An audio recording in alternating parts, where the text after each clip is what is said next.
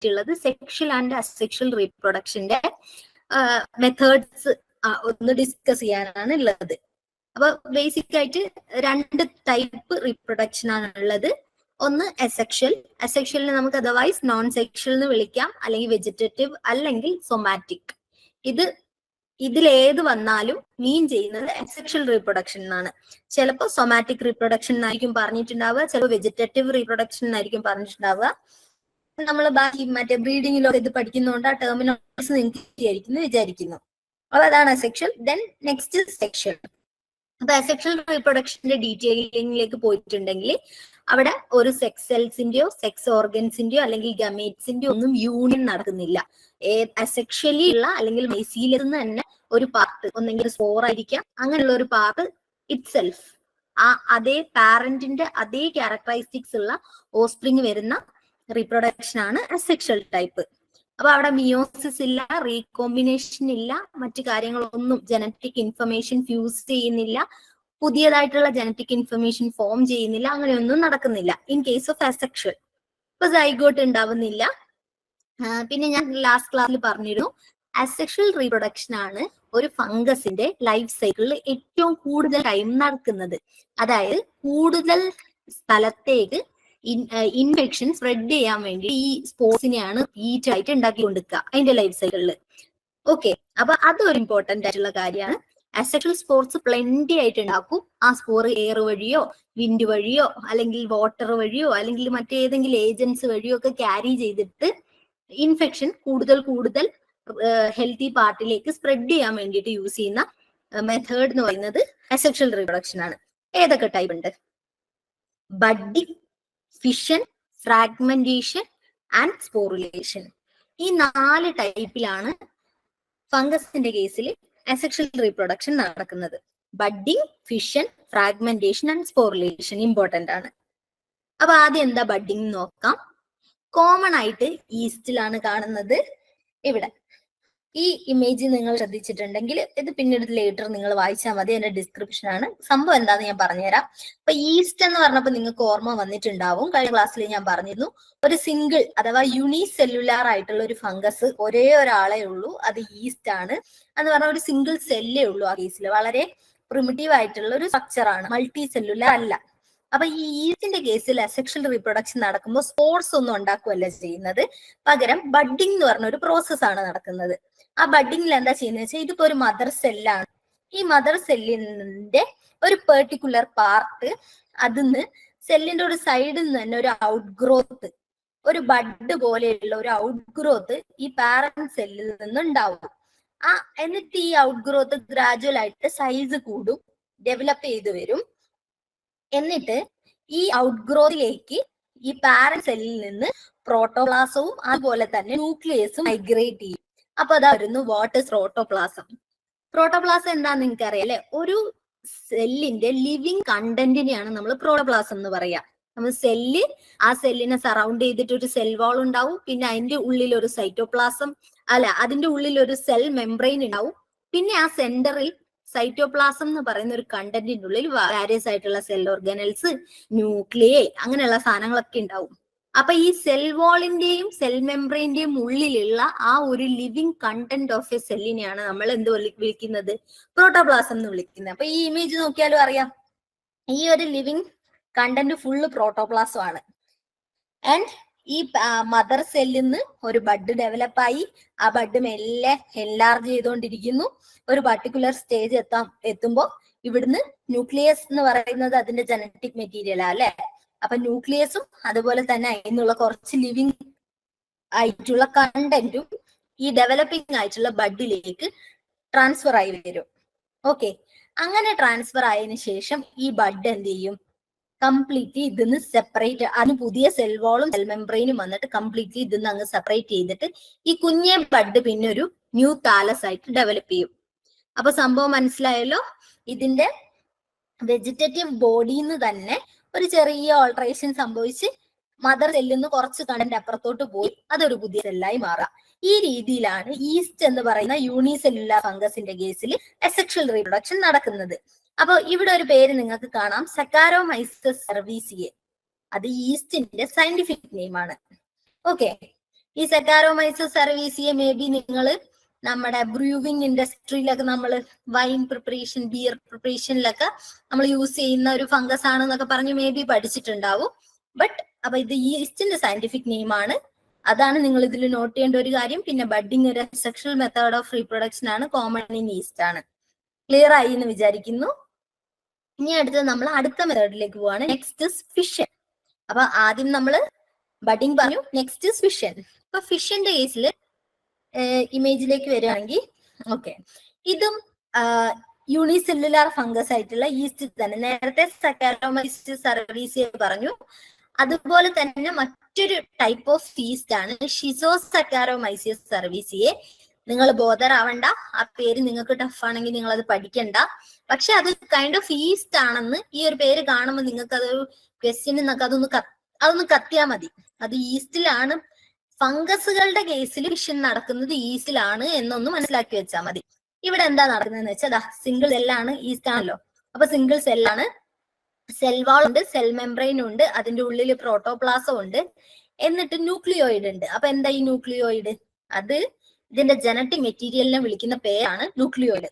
Okay, എന്ത് സംഭവിക്കുന്ന വെച്ചാല് ഈ ഫിഷൻ എന്ന് പറഞ്ഞ പ്രോസസ്സ് നടക്കുന്നതിന് മുമ്പായിട്ട് ഈ ന്യൂക്ലിയോയിഡ് കുറച്ചങ്ങ് ഇലോങ്ങേറ്റ് ചെയ്യും. സാധാരണ റൗണ്ട് ആയിട്ട് ഇരിക്കുന്ന സാധനം ഈ റീപ്രൊഡക്ഷന് തയ്യാറെടുക്കുമ്പോഴത്തേക്കും ഇതൊന്ന് ഇലോങ്ങേറ്റ് ചെയ്യും. ഇലോങ്ങേറ്റ് ചെയ്ത് അടുത്ത സ്റ്റെപ്പില് ഈ ഇലോങ്ങേറ്റ് ചെയ്ത ന്യൂക്ലിയോയിഡ് ഡിവൈഡ് ചെയ്യും. കണ്ടോ, ഇങ്ങനെ നമ്മൾ മറ്റേ സെൽ ഡിവിഷന്റെ കേസിലെ കുറെ സ്റ്റെപ്സ് ഒക്കെ ഓർക്കുന്നുണ്ടോ? അതുമാതിരി തന്നെ ഇതൊന്ന് ഇലോങ്ങേറ്റ് ചെയ്ത് ഇത് ഡിവൈഡ് ചെയ്യും nucleoid. Nucleoid is genetic material. അപ്പൊ അത് ഡിവൈഡ് ചെയ്തതിന് ശേഷം ഈ സെൽ വോളും സെൽ മെംബ്രെയിനും വരുന്ന ആ ഒരു outer portion of the cell ഉണ്ടല്ലോ, അവിടുന്ന് ഒരു കുഞ്ഞ് സെപ്റ്റം, ട്രാൻസ്വേഴ്സ് സെപ്റ്റം എന്ന് പറയും. ട്രാൻസ്വേഴ്സ് എന്ന് പറയുന്നത് പകുതിയിൽ നിന്ന് വരുന്നർത്ഥം. അപ്പൊ ഒരു ചെറിയ സെപ്റ്റം ഇങ്ങനെ ഫോം ആയി വരും. ഓക്കെ, ആ സെപ്റ്റം ഫോർമേഷൻ ഇങ്ങനെ സ്റ്റാർട്ട് ചെയ്യും. അടുത്ത സ്റ്റെപ്പ് ആകുമ്പോഴത്തേക്കും ഈ ന്യൂക്ലിയോയിഡ് ഡിവൈഡ് ചെയ്ത് ഈ സെല്ലിന്റെ സെന്ററിലേക്ക് അങ്ങ് പ്ലേസ് ആയി ഈ സെപ്റ്റം ഫോർമേഷൻ അങ്ങ് കംപ്ലീറ്റ് ആവും. അങ്ങനെ സെപ്റ്റം ഫോർമേഷൻ കംപ്ലീറ്റ് ആയി കഴിയുമ്പോൾ എന്ത് ചെയ്യും? ഇത് രണ്ടും ഓരോ ഇൻഡിവിജ്വൽ സെല്ലായിട്ട് മാറും. അപ്പൊ ഈ ഒരൊറ്റ മദർ സെല്ലിൽ നിന്ന് വെജിറ്റേറ്റീവ് മെത്തേഡ് വഴി 2 ഡോട്ടർ സെൽസ് നമുക്ക് കിട്ടി. അപ്പൊ ഇതിനെയാണ് ഫിഷൻ എന്ന് പറയുന്നത്. മുറിഞ്ഞ് 2ആയി ഉണ്ടായി വരിക. അപ്പൊ ഫിഷന്റെ കേസിൽ നിങ്ങൾ ആകെ ഓർത്തിരിക്കേണ്ടത് ഈ formation of the transverse septum ആണ് വരുന്നത്. അവിടെ നിന്നാണ് ഡെവലപ്പ് ആയി വരുന്നത്. ഈസ്റ്റിന്റെ കേസിലാണ് നടക്കുന്നത്. ക്ലിയർ ആയി എന്ന് വിചാരിക്കുന്നു. ഇനി അടുത്ത അസെക്ഷൽ മെത്തേഡ് എന്ന് പറയുന്നത് ഫ്രാഗ്മെന്റേഷൻ ആണ്. ഫ്രാഗ്മെന്റേഷൻ ഭയങ്കര ഈസിയാണ്, അതിലൊന്നുമില്ല. അതായത് നമ്മൾ കഴിഞ്ഞ ക്ലാസ്സിൽ പഠിച്ചു, ഫംഗസിന്റെ ബോഡി ടാലസ് ആണ്, അതിന്റെ ഇൻഡിവിജ്വൽ യൂണിറ്റ് ഹൈഫയാണ്, നെറ്റ്വർക്ക് ഓഫ് ഹൈഫയെ നമ്മൾ മൈസീലിയം എന്നാണ് വിളിക്കുന്നത്. അപ്പൊ അങ്ങനെയുള്ള ഒരു വെജിറ്റേറ്റീവ് ഹൈഫയാണ് ഇത്. ആ ഹൈഫയിൽ നിന്ന് ചില പാർട്ടുകൾ കുഞ്ഞു കുഞ്ഞു കഷ്ണങ്ങളായിട്ട് അങ്ങ് മുറിഞ്ഞു പോകുന്നു. ഓക്കെ, ആൻഡ് ഈ മുറിഞ്ഞു വീണ ഓരോ കഷ്ണത്തിനും ഒരു കപ്പാസിറ്റി ഉണ്ട്, ഇതിനൊരു പുതിയ മൈസീലിയമായി ഡെവലപ്പ് ചെയ്യാൻ പറ്റും. ഈ ഒരു കണ്ടീഷനാണ് ഫ്രാഗ്മെന്റേഷനിൽ നടക്കുന്നത്. ഓക്കെ, പേരിന്ന് തന്നെ കിട്ടും, body, fungal Haifa or fungal mycelium. It is കുഞ്ഞെ ഫ്രാഗ്മെന്റ്സ് ആയിട്ട് ബ്രോക്കൺ ആവുന്നു. ആ ബ്രോക്കൺ പീസസിന് ഒരു പുതിയ മൈസീലിയം തരാനുള്ള കപ്പാസിറ്റി ഉണ്ടാവുന്നു. അപ്പൊ ഈ ബ്രോക്കൺ പീസസ് ഒരു സ്പോർ പോലെ ആക്ട് ചെയ്യുന്നു എന്ന് മനസ്സിലാക്കിയാൽ മതി. അങ്ങനെ ഇതൊരു സ്പോർ പോലെ ആക്ട് ചെയ്യുന്നുണ്ടെങ്കിൽ ആ സ്പോറിനെ എന്ത് വിളിക്കും? ആ സ്പോറിനെ നമ്മൾ ആർത്രോസ്പോർ എന്ന് വിളിക്കും. This is A question. അതായത് ഫ്രാഗ്മെന്റേഷനിൽ ഇൻവോൾവ് ആയിട്ടുള്ള ഫംഗൽ അസെക്ഷൽ സ്പോർസ് അല്ലെങ്കിൽ വെജിറ്റേറ്റീവ് സ്പോർസിന് എന്ത് പേര് വിളിക്കും എന്ന് ചോദിച്ചിട്ട് നമ്മൾ കഴിഞ്ഞ ക്ലാസ്സിൽ കുറെ ടൈപ്പ് ഓഫ് വെജിറ്റേറ്റീവ് സ്പോർട്സ് ഞാൻ നിങ്ങളുമായിട്ട് കൊണീഡിയ എന്നൊക്കെ പറഞ്ഞ് ഇങ്ങനെ ഡിസ്കസ് ചെയ്തിരുന്നു. ആ ഓപ്ഷന്റെ ഇടയിൽ അവർ കൊണ്ടുപോയി ആർത്രോസ്പോർ ഇടും. അപ്പൊ നിങ്ങൾ കറക്റ്റ് ആയിട്ട് ഫ്രാഗ്മെന്റേഷൻ അവിടെ നടന്നിട്ടുണ്ടെങ്കിൽ ആ മുറിഞ്ഞു വന്ന കഷ്ണം ആർത്രോസ്പോർ ആയിട്ടാണ് ആക്ട് ചെയ്യുക. ആ ആർത്രോസ്പോർ പിന്നെ ഒരു മൈസീലിയമായി മാറുകയാണ് ചെയ്യാന്ന് നിങ്ങൾ ഓർത്തിട്ട് അത് പിക്ക് ചെയ്യാൻ പറ്റണം. ഇതിനൊരു എക്സാമ്പിൾ കൊടുത്തിരിക്കുന്നത് ഒയിഡിയം എന്ന് പറയുന്ന ഒരു ഫംഗസ് ആണ്. അപ്പോ ഒയിഡിയം എന്ന് പറയുന്നത് നമ്മുടെ മാംഗോയുടെ കേസില്, നമ്മുടെ റബ്ബറിന്റെ കേസിലൊക്കെ പൗഡറി മൈൽഡ് ഉണ്ടാക്കുന്ന ഫംഗസ് ആണ്. ഒയിഡിയം ഹീവേ ആണ് റബ്ബറിന്റെ പൗഡറി മൈൽഡ് ഉണ്ടാക്കുന്ന പാത്തോജൻ. ഇനി മാംഗോയുടെ കേസിൽ ഒയ്ഡിയം മാഞ്ചിഫറെ എന്ന് പറയുന്ന ഫംഗസ് ആണ് മാംഗോയില് പൗഡറി മെല്ല് ഉണ്ടാക്കുന്നത്. അപ്പൊ ഈ ഫംഗസുകളുടെ ഒക്കെ കേസിൽ അതിന്റെ അസെക്ഷൽ റീപ്രൊഡക്ഷൻ നടക്കുന്നത് ഈ മെത്തേഡ് വഴിയാണ്. അതായത് മൈസീലിയം പൊട്ടി കുഞ്ഞി കഷ്ണാവും, ആ കുഞ്ഞി കഷ്ണത്തിന് നമ്മൾ അപ്പൊ ആർത്രോസ്പോർ എന്ന് വിളിക്കും. ഫേവറബിൾ കണ്ടീഷനിൽ ഈ ആർത്രോസ്പോറിന് പുതിയ മൈസീലിയമായിട്ടോ പുതിയ ഹൈഫയായിട്ടോ പുതിയ വെജിറ്റേറ്റീവ് പുതിയ താലസ് ആയിട്ട് ഡെവലപ്പ് ചെയ്യാൻ പറ്റും. ഞാൻ വിചാരിക്കുന്നത് നിങ്ങൾക്ക് ക്ലിയർ ആണ്. ഇനി ഒരു പാത്തജന്റെ ലൈഫ് സൈക്കിൾ നേരത്തെ പറഞ്ഞു, അസെക്ഷൽ സ്പോർസ് കുറെ തവണ ഉണ്ടാക്കും, സ്പ്രെഡ് ചെയ്യാൻ വേണ്ടിയിട്ട് കുറെ ഉണ്ടാക്കുന്നു. പക്ഷെ സെക്ഷൽ അങ്ങനെയല്ല. പാത്തജൻ അതിന്റെ ലൈഫിൽ വൺസ്, അതായത് അൺഫേവറബിൾ കണ്ടീഷൻ ആണ്, അതിന് സർവൈവ് ചെയ്യാൻ പറ്റുന്നില്ല എങ്കിൽ മാത്രമേ അത് ഇങ്ങനെ ഗ്യാമേറ്റ്സിനൊക്കെ ഉണ്ടാക്കി സെക്ഷൽ റീപ്രൊഡക്ഷനിലേക്ക് പോവുള്ളൂ.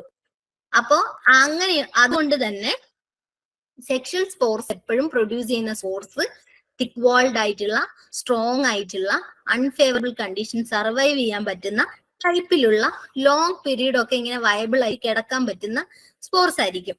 എന്നിട്ട് അടുത്ത സീസൺ ആകുമ്പോൾ ആ സ്പോറിൽ നിന്നാണ് വീണ്ടും മൈസീലിയം ഉണ്ടായി വന്ന് പിന്നെ ആ സീസണിൽ അതിന് ഇൻഫെക്ഷൻ കൂടുതലാക്കാൻ വേണ്ടി അസെക്ഷൽ സ്പോർസും പ്രൊഡ്യൂസ് ചെയ്യും. അപ്പൊ ഇങ്ങനെ ഒരു ടെക്നിക്കാണ് ഫംഗസ് യൂസ് ചെയ്യുന്നത്. അപ്പൊ ആ ഒരു ഇത് നിങ്ങൾക്ക് മനസ്സിലായി എന്ന് വിചാരിക്കുന്നു. ഓക്കെ, അപ്പൊ സെക്ഷൽ റീപ്രൊഡക്ഷൻ, അതിന്റെ പർപ്പസ്, അതിന്റെ മറ്റു പേര് ഒക്കെ നമ്മൾ പഠിച്ചു. ഇനി എങ്ങനെയാണ് സെക്ഷൽ റീപ്രൊഡക്ഷന്റെ ഡിഫറെന്റ് ഫേസസ്? ഇപ്പൊ സെക്ഷൽ റീപ്രൊഡക്ഷൻ എന്ന് പറഞ്ഞപ്പോ തന്നെ നിങ്ങൾക്കറിയാം അവിടെ ഇൻവോൾവ്മെന്റ് ഓഫ് രണ്ട് ഗമേറ്റ്സോ അല്ലെങ്കിൽ മെയിൽ ആൻഡ് ഫീമെയിൽ ജനറ്റിക് മെറ്റീരിയലിന്റെ ഫ്യൂഷൻ നടക്കുന്നുണ്ട്. അപ്പൊ അത് നടക്കുന്നതിന് ഒരു കുറച്ച് 3 സ്റ്റെപ്പായിട്ടാണ് നടക്കുന്നത്. ഒന്നാമതായിട്ട് രണ്ട് സെല്ല് കൺസിഡർ ചെയ്യുക. ഒന്ന് മെയിൽ ഗമേറ്റ്, രണ്ട് ഫീമെയിൽ ഗമേറ്റ്. ആദ്യമായിട്ട് നടക്കുക പ്ലാസ്മോഗമി എന്ന് പറയുന്ന പ്രോസസ്സാണ്. പ്ലാസ്മോഗമിയിൽ എന്താ സംഭവിക്കുന്നതെന്ന് വെച്ചാൽ ഈ രണ്ട് സെല്ലിന്റെയും ആ ലിവിങ് കണ്ടന്റ്, നേരത്തെ ഫിഷനിൽ ഞാൻ ഒരു സെല്ല് കാണിച്ചിട്ട് അതിന്റെ സെൽ വോളും സെൽ മെംബ്രെയിനും അല്ലാതെ നടുവില് ഉള്ള ആ ഒരു ലിവിങ് കണ്ടന്റ് എന്ന് പറഞ്ഞിരുന്നു. ആ ലിവിങ് കണ്ടന്റിന്റെ ഉള്ളിലാണ് ന്യൂക്ലിയസും മറ്റു ഓർഗനൽസും കാര്യങ്ങളും ഒക്കെയുള്ള living part of cell, protoplasm. ആ സെല്ലുകൾ അല്ല, ആ പ്രോട്ടോപ്ലാസം, ഈ രണ്ട് സെല്ലിന്റെയും പ്രോട്ടോപ്ലാസം ആദ്യം ഫ്യൂസ് ചെയ്യും. ഓക്കെ, അപ്പോ രണ്ട് സെല്ലിന്റെയും പ്രോട്ടോപ്ലാസം ഫ്യൂസ് ചെയ്ത് കഴിഞ്ഞാൽ അവിടെ ആ രണ്ട് സെല്ലിന്റെയും ന്യൂക്ലിയസ് ഒരു ഫ്യൂസ് ചെയ്ത് കഴിഞ്ഞാൽ അത് ഒന്നായേ. അങ്ങനെ ഒന്നായി കഴിഞ്ഞാൽ ഒരു സിംഗിൾ സെല്ലിനുള്ളിൽ രണ്ട് ഡിഫറെന്റ് ന്യൂക്ലിയൈ നിൽക്കുന്ന പോലെ ഉണ്ടാവില്ലേ? ആലോചിച്ച് നോക്ക്. ഒരു ഓക്കെ, ഇവിടെ ഒരു സെല്ല്, അതിന്റെ സെൻട്രൽ ന്യൂക്ലിയസ്, ഇവിടെ ഒരു സെല്ല്, അതിന്റെ സെൻട്രൽ ന്യൂക്ലിയസ്. ഇത് രണ്ടും, ഇതിന്റെ രണ്ടിന്റെയും പ്രോട്ടോപ്ലാസം കമ്പൈൻ ചെയ്ത് കഴിഞ്ഞാൽ ഇതൊരു സിംഗിൾ സെല്ല് പോലെ ആക്ട് ചെയ്യുകയും അതിന്റെ സെന്ററിൽ രണ്ട് ന്യൂക്ലിയസ് ഉണ്ടാവുകയും ചെയ്യുന്ന പോലെ ഇരിക്കും അല്ലെ? 2 ഡിഫറെന്റ് ന്യൂക്ലിയേ ഒക്കേഴ്സ് അല്ലെങ്കിൽ comes together within the same cell. അങ്ങനെയുള്ള ഒരു കണ്ടീഷന് നമ്മൾ ഹെട്രോകാരിയോട്ടിക് എന്ന് പറയും. വളരെ ബേസിക് ആണ്. ഇത് ഓർത്ത് വെക്കാനുള്ള എളുപ്പം എന്ന് പറഞ്ഞാൽ പ്രോകാരിയോട്ട് എന്ന് പറഞ്ഞാൽ നിങ്ങൾക്കറിയാം, യൂകാരിയോട്ട് എന്ന് പറഞ്ഞാൽ നിങ്ങൾക്കറിയാം. അപ്പൊ ഈ കാരിയോ എന്ന് പറയുന്ന വേർഡ് ഇൻഡിക്കേറ്റ് ചെയ്യുന്നത് ന്യൂക്ലിയസിനെയാണ്. അപ്പോ ഹെട്രോ എന്ന് പറഞ്ഞാൽ ഡിഫറെന്റ് എന്നാണ് നിങ്ങൾക്കറിയാം. അപ്പൊ ഹെട്രോകാരിയോട്ടിക് എന്ന് പറഞ്ഞാൽ രണ്ട് ഡിഫറെന്റ് ന്യൂക്ലിയേ എന്ന്. അപ്പൊ ഇതിന്റെ ഡെഫിനിഷനിൽ നിന്ന് തന്നെ നിങ്ങൾക്ക് ഈ ഓപ്ഷനിൽ നിന്ന് ഈ ആൻസർ ചൂസ് ചെയ്യാൻ പറ്റും. ഹെട്രോകാരിയോട്ടിക് കണ്ടീഷൻ വരും പ്ലാസ്മോഗമി നടന്നു കഴിഞ്ഞാൽ. നമ്മുടെ കയ്യിൽ ഒരു ഇമേജ് ഉണ്ട്, അടുത്ത സ്ലൈഡിൽ അത് പറയും. ഓക്കെ, അപ്പൊ എന്ത് നടന്നു? സെല്ലിന്റെ രണ്ട് ഗമേറ്റ്സിന്റെയും പ്രോട്ടോപ്ലാസം ഫ്യൂസ് ചെയ്ത് ഹെട്രോകാരിയോട്ടിക് എന്ന് പറഞ്ഞൊരു കണ്ടീഷനിലേക്ക് മാറി. ഹെട്രോകാരിയോട്ടിക് ആയിട്ട് കുറെ നേരം അതിന് നിൽക്കാൻ പറ്റുമോ? ഇല്ല. അതുകൊണ്ട് അടുത്തതായി നടക്കുക കാരിയോഗമി. കാരിയോ എന്നുള്ള വേർഡിൽ തന്നെ നിങ്ങൾക്ക് മനസ്സിലായി ന്യൂക്ലിയസിന് എന്തോ സംഭവിക്കാൻ പോവാണ്. അതെ, എന്ത് ചെയ്തു? ആ രണ്ട് ഡിഫറെന്റ് ആയിട്ട് ന്യൂക്ലിയസ് കമ്പൈൻ ചെയ്തിട്ട് അതെന്തായി? N+N എന്ന കണ്ടീഷനിൽ നിന്ന് 2N എന്ന കണ്ടീഷനിലേക്ക് മാറി, ഡിപ്ലോയിഡ് ആയി. അങ്ങനെ ഡിപ്ലോയിഡ് ആയിട്ടുണ്ടെങ്കിൽ നമ്മൾ അതിനെ വിളിക്കുക സൈഗോട്ട് എന്നാ. ആ സാധനമൊക്കെ നിങ്ങൾക്ക് അറിയായിരിക്കും. ഈവൻ ഹ്യൂമന്റെ കേസിൽ പോലും അതാണ് നടക്കുന്നത്. ഒരു മെയിൽ ഗമേറ്റും ഉണ്ടാവും, ഒരു സ്പേമും ഉണ്ടാവും, ഒരു എഗ്ഗും ഉണ്ടാവും. എണ്ണയായിരിക്കും. അത് രണ്ടും ഫ്യൂസ് ചെയ്ത് കഴിയുമ്പോൾ 2N എന്ന് പറഞ്ഞൊരു കണ്ടീഷൻ വരും.